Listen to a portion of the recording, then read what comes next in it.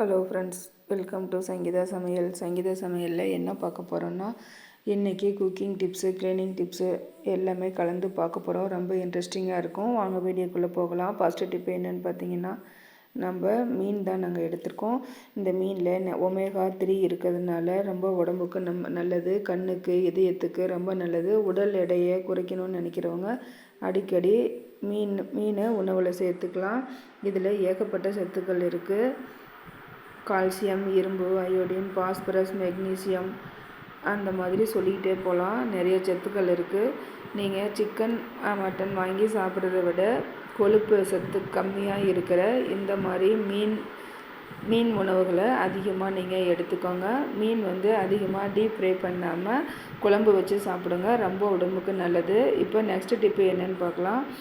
நான் அந்த சீம்பால் தான் வாங்கியிருந்தேன். மாடு கன்று என்ற முதற்பால் வாங்கியிருந்தேன் 1 லிட்டரு.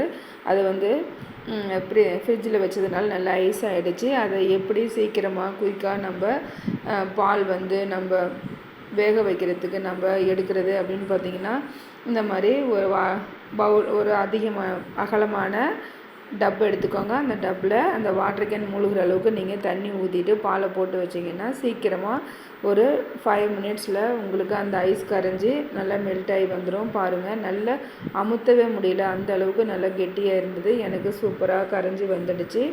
நான் இன்றைக்கி 1/2 லிட்டர் பால் தான் இதில் நான் இன்றைக்கி வேக வைக்க போகிறேன். அதனால் 1/2 லிட்டர் பாலுக்கு நான் 1/4 லிட்டர் நல்ல பால், நார்மல் பால் 1/2 லிட்டர் நான் கலந்துக்கிட்டேன். அதுக்கு 250 கிராம் நான் சுகர் எடுத்து வச்சுருக்கேன். நான் ஸ்வீட் அதிகமாகவும் ஸ்வீட் கம்மியாகவும் இருக்க மாதிரி நான் 2 பகுதியாக நான் வேக வச்சு எடுக்க போகிறேன்.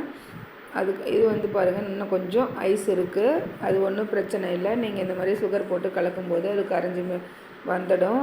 இந்த மாதிரி சீம்பால் அடிக்கடி நீங்கள் வாங்கி பசங்களுக்கு, இப்போ குழந்தைங்களுக்கு கொடுக்கறதுனால ரொம்ப ஆரோக்கியமாகவும் இருக்கும், ஹெல்த்தியாகவும் இருக்கும். ஆல்ரெடி நான் ஒரு டிப்ஸில் சொல்லியிருக்கேன். பெரியவங்களாகட்டும் சின்னவங்களாகட்டும் எல்லாத்துக்கும் ரொம்ப ஆரோக்கியமாக இருக்கும். முழங்கால் வலி வராது, நோய் எதிர்ப்பு சக்தி அதிகமாக இருக்கும். அதுக்காக இது கிடைச்சா நீங்கள் மிஸ் பண்ணாமல் வாங்கி கொடுங்க. நீங்களும் வாங்கி சாப்பிடுங்க. நான் இதுலேயே சுக்கு, ஏலக்காய் தட்டி வச்சுருக்கேன், அரைச்சி வச்சுருக்கேன். அது ஒரு 2 ஸ்பூன் ஆட் பண்ணிக்கிறேன். ஆட் பண்ணிவிட்டு நல்லா சர்க்கரையும் இந்த சுக்குத்தூளும் கரையிற அளவுக்கு நல்லா கலந்து கொடுத்துருங்க. கலந்து கொடுத்துட்டு குக்கரில் ஒரு 1/2 லிட்டருக்கு கம்மியாக ஒரு 250 ml தண்ணி விட்டு நல்லா ஹீட் பண்ணி எடுத்துக்கோங்க. அடியில் ஒரு தட்டு போட்டுருங்க. குக்கருக்கு அடியில் ஒரு தட்டு போட்டு அதுக்கு மேலே நம்ம கலந்து வச்சுருக்க பாலை எடுத்து வச்சு மீடியம் ஃப்ளேமில் வச்சு நீங்கள் ஒரு 3 விசில் வச்சு எடுத்துக்கோங்க. அவ்வளோதான், சூப்பராக நம்ம வேக வச்சு எடுத்துக்கலாம். ரொம்ப குயிக்காக இந்த மாதிரி ஹெல்த்தியான சத்தான ஒரு உணவுகளை குழந்தைங்களுக்கு கொடுங்க. நீங்களும் சாப்பிடுங்க, ஆரோக்கியமாக இருங்க.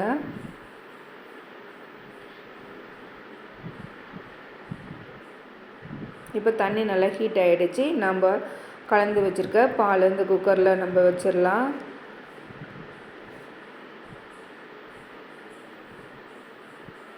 மேலே ஒரு தட்டு போட்டு மூடி வச்சுருங்க. எதுக்காக தட்டு போடுறோம்னா, அந்த ஆவியில் தண்ணி வேர்த்து பாலில் விழுந்தால் எல்லாம் தண்ணி மாதிரி ஆகிடும்.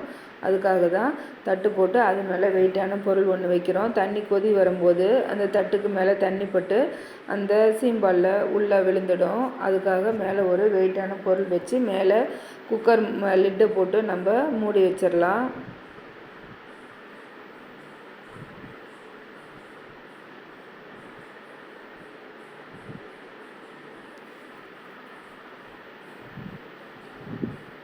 இப்போ மீடியம் ஃப்ளேமில் ஒரு 3 விசில் வச்சு எடுத்துக்கோங்க.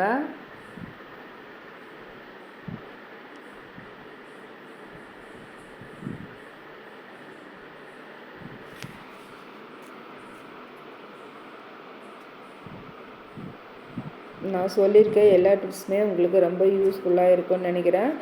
இப்போது நம்ம திறந்து பார்க்கலாம். 3 விசில் வந்துடுச்சு, வெயிட் இறங்கிடுச்சு. இந்த மாதிரி தான் இருக்கும் வெந்து வந்ததும். இப்போது நீங்கள் லைட்டாக ஓரங்கள்லாம் ஒரு கத்தி வச்சு எடுத்து விட்டு ஒரு பிளேட் போட்டு அதில் திருப்பி போட்டு நீங்கள் உங்களுக்கு விருப்பப்பட்ட ஷேப்பில் நீங்கள் கட் பண்ணி எடுத்துக்கோங்க. நல்லா ஹீட்டாக இருக்கும்போது நீங்கள் கட் பண்ணக்கூடாது. ஹீட் ஆறுனதையும் நீங்கள் கட் பண்ணுங்கள். ஹீட்டாக இருக்கும்போது கட் பண்ணி சாப்பிட்டிங்கன்னா அதில் எல்லாம் ஓரங்களில் தண்ணி விட்டுரும்.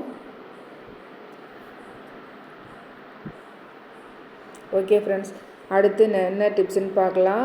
சில்வர் பாத்திரம் நான் நார்மலாக ரெகுலராக நாங்கள் தண்ணி ஊற்றி வைக்கிற இந்த மாதிரி போனியில் தான் நாங்கள் தண்ணி ஊற்றி வைப்போம். அந்த போனியில் ஃபுல்லாக அடியிலெல்லாம் உப்பு கரை நிறைய வந்துடுச்சு. அதை ஈஸியாக எப்படி ரிமூவ் பண்ணுறதுன்னு நம்ம பார்க்கலாம். சிம்பிளாக நம்ம ரெகுலராக யூஸ் பண்ணுற வீட்டில் இருக்கிற பொருளை வச்சு ரொம்ப ஈஸியாக ஒரு 5 நிமிஷத்தில் நம்ம புது பாத்திரம் போல் பளபளன்னு நம்ம க்ளீன் பண்ணி எடுத்துக்கலாம். அது என்ன பொருள்னு வாங்க பார்க்கலாம். எவ்வளோ உப்பு கரை இருக்குது பாருங்கள். நான் ரெகுலராக ஓரளவுக்கு க்ளீன் பண்ணிட்டு தான் இருப்போம். க்ளீன் பண்ணாலுமே சைடில் ஓரங்கள்லாம் இந்த மாதிரி பிடிச்சிக்கும். வாரம் ஒரு டைம் அந்த மாதிரி க்ளீன் பண்ணி எடுத்துக்குவேன். நான் ஒன்றுமே இல்லை ஃப்ரெண்ட்ஸ், இந்த மாதிரி டூத் பேஸ்ட்டு தான் நான் எடுத்திருக்கேன். அது கொஞ்சமாக அந்த சில்வர் ஸ்காட்ச் ப்ரஷ்ஷில் நீங்கள் வச்சுருங்க. நம்ம எந்த அளவுக்கு நம்ம பல் துலக்க எடுப்போமோ அந்த அளவுக்கு இருந்தால் போதும். கொஞ்சமாக எடுத்து அதில் வச்சுட்டு ப்ரஷ்ஷில் கொஞ்சமாக நீங்கள் அப்ளை பண்ணிவிட்டு நீங்கள் தேய்ச்சி கொடுங்க பாருங்கள். ரொம்ப கஷ்டமே இல்லாமல் ஈஸியாக நம்ம க்ளீன் பண்ணி எடுத்துடலாம். ரொம்ப அழுத்தம் கொடுத்து தேய்க்கணுங்கிற அவசியமெல்லாம் இல்லை ஃப்ரெண்ட்ஸ். சும்மா லைட்டாக நீங்கள் தேய்ச்சிங்கனாவே போதும், பளிச்சுன்னு வந்துடும். நான் பாருங்கள் தேய்ச்சி விட்டுட்டேன். இப்போ க்ளீன் பண்ணிக்கலாம்.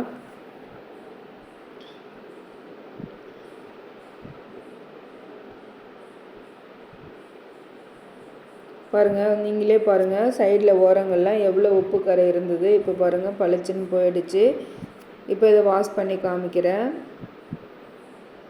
நான் வாஷ் பண்ணி எடுத்துகிட்டு வந்துட்டேன். பாருங்கள் எவ்வளோ சூப்பராக இருக்குன்னு. இதே போல் சில்வர் குடமாகட்டும், இல்லை சில்வர் பாத்திரமாகட்டும், சில்வர் சொம்பு, எந்த பாத்திரம் இருந்தாலும் நீங்கள் இதே மெத்தடை நீங்கள் யூஸ் பண்ணி நீங்கள் க்ளீன் பண்ணி பாருங்கள். செம்ம எஃபெக்டிவாக இருந்தது ஃப்ரெண்ட்ஸ். அதனால தான் நான் உங்களோட ஷேர் பண்ணியிருக்கேன். இவ்வளோ உப்பு கரை இருக்கே, நம்ம எப்படா க்ளீன் பண்ணுறது அப்படின்லாம் நீங்கள் யோசிக்க வேணாம். டக்குன்னு ஒரு 5 மினிட்ஸ் கூட ஆகாது.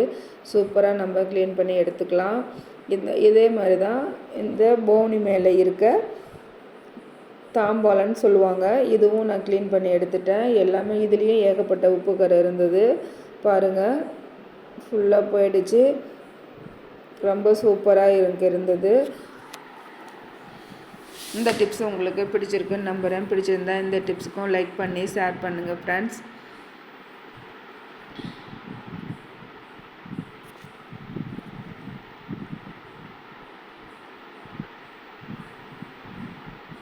இப்போது லாஸ்ட்டு ஃபைனல் டிப்ஸ் என்னன்னு பார்க்கலாம்.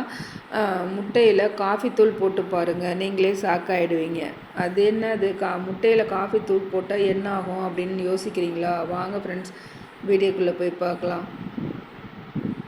முட்டை அவிக்கும் போது நம்ம எப்போவுமே 1/2 ஸ்பூன் நம்ம உப்பு போட்டு நம்ம அவிச்சு எடுப்போம். அப்போ தான் அதனோட புது முட்டையாக இருந்தாலும் அந்த ஓடு பகுதி ஈஸியாக வரும் அப்படிங்கிறதுக்காக நம்ம இந்த மாதிரி வேக வச்சு எடுப்போம். அது கூடவே நம்ம இன்னொரு பொருள் சேர்த்து போகிறோம். என்னன்னு பார்த்தீங்கன்னா காஃபி தூள் தான்.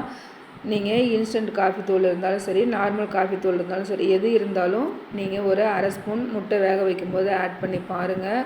நீங்களே ஷாக் ஆகிடுவீங்க.